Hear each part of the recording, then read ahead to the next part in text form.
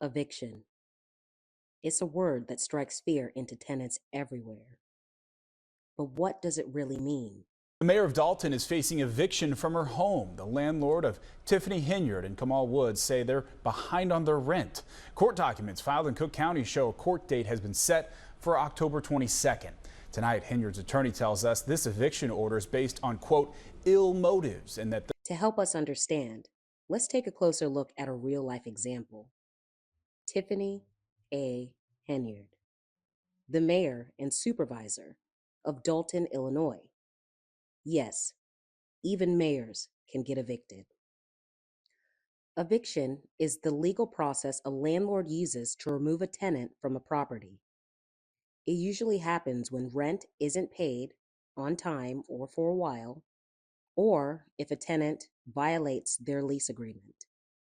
Think of it like being grounded by your parents, but instead of losing phone privileges or TV privileges, you lose your house. You can also think of it more simply as someone breaking a promise. A landlord promises to provide a house to a tenant, and a tenant promises to pay for the use of that space and also to follow the landlord's other rules. We do not have a quorum, so we will not be having a board meeting this evening. With Thornton Township's board meeting canceled, Janetta Hull will have to find another way to serve an eviction notice to Supervisor Tiffany Henyard, also Dolton's mayor. So now I have to pay a special process server in order to get them served, which is more fees for me. Hull says she leased this home to Henyard and her boyfriend in 2021. She says the last payment came in August. She filed eviction papers last month. She says she's now owed $5,000 in back rent plus late fees. Take Tiffany Henyard, for example. As mayor, she oversees the town's operations, makes important decisions, and apparently forgets to pay her rent. Her landlord issued an eviction notice after months of unpaid rent. An eviction notice is the first step in the process. It's basically the landlord saying, pay up or pack up. Here's how it works. The landlord sends a formal eviction notice. If the rent isn't paid or the issue isn't resolved, the landlord can file an eviction lawsuit in court.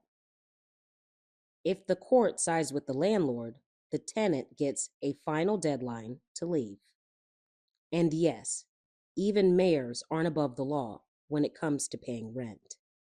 Eviction can happen for many reasons. For Tiffany, it was unpaid rent. But for others, it could be breaking lease rules, causing property damage, or hosting a crazy, wild 3 a.m. karaoke night that your neighbors really don't appreciate. Now let's get one thing straight. Tiffany isn't exactly broke.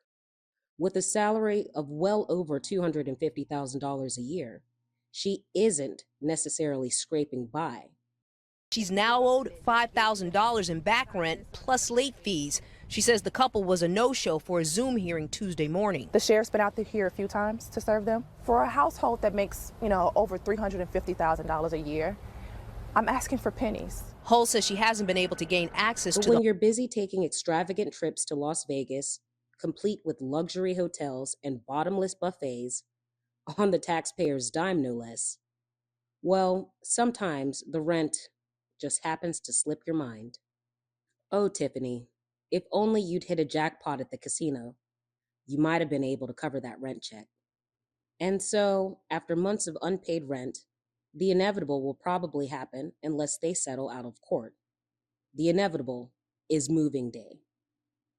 It's the one time a mayor learns how heavy a box of urgent paperwork really is. Tiffany Henyard's eviction is a cautionary tale.